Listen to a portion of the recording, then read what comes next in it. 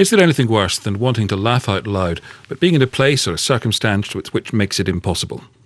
Well, yes, of course, many things are worse than that, but when you're stuck in that moment, trying to stifle a giggle, it can seem like the worst thing in the world. This morning on Radio 4's Today, after inadvertently renaming the Culture Secretary just before the 8 o'clock pips, James Naughtie had some trouble getting through the headlines. The Culture Secretary himself said he was laughing as much as the presenter. I've been hearing from a voice coach about how anyone can avoid the giggles. Eric Dixon used to work on BBC Radio 5 Live and BBC Radio Kent.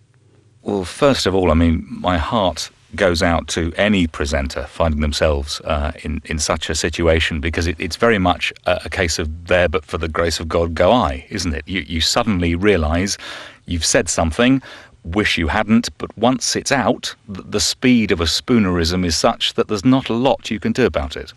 Is there any way, once you realise something funny's happened, is there any way of gathering yourself in a professional way?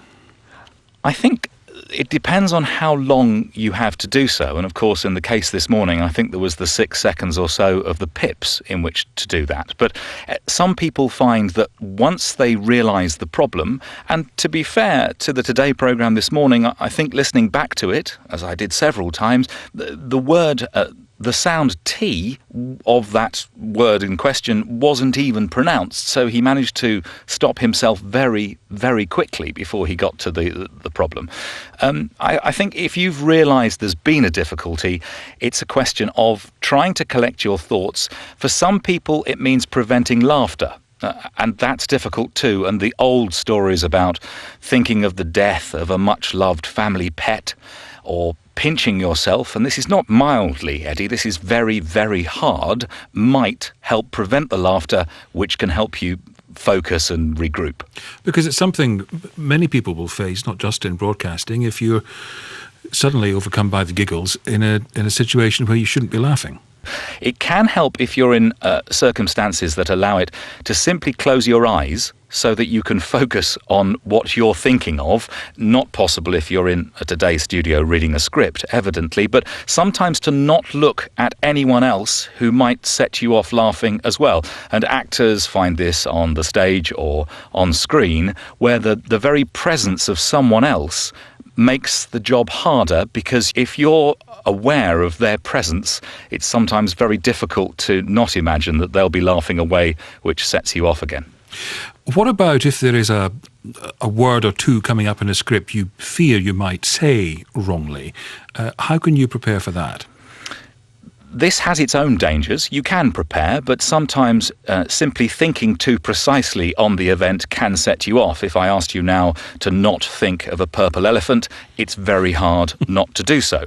I have struggled myself in the past with words like county and country, almost identical in pronunciation, but a problem if you get halfway through the word and realise that the vowel sound you've just used is not the one you'd intended.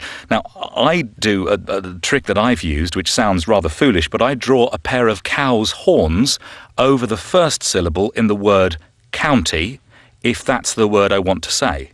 That prevents me heading for the wrong vowel sound, which would lead to chaos if I stopped halfway through. And indeed, some presenters realise they've made that mistake, keep repeating the mistake. So what's widely judged as the worst word you can possibly say is repeated several times in succession when you're actually trying to prevent that happening. So that in itself contains its own difficulties, but sometimes little individual peculiarities can prevent you from saying something you don't want to. But it's slips of the tongue are a bit like slipping on an icy pavement. Going more slowly and treading more carefully might help, but in the end, you might stumble anyway. And does experience matter in these circumstances? I mean, they don't have much more experience than James Naughtie, for heaven's sake, and yet he was still overcome by the whole business. I wonder, really, perhaps because he didn't expect that to happen, and unfortunately because the word that came out is judged widely as being the worst that possibly could have done, then it was perhaps the shock of hearing those wonderful Scottish tones along with that word you weren't expecting. It made for a rather delicious 50 seconds of Today, but 50 seconds, I assume, will be hoped won't be repeated too frequently in the future. voice coach Eric Dixon. And I should say that the feedback we're hearing from our colleagues on today is the vast majority of emails the programme's received have been very supportive, and they rather enjoyed what happened. We've already had an email asking if we can play again the PM Parma Ham debacle, and I can tell you that will not be happening.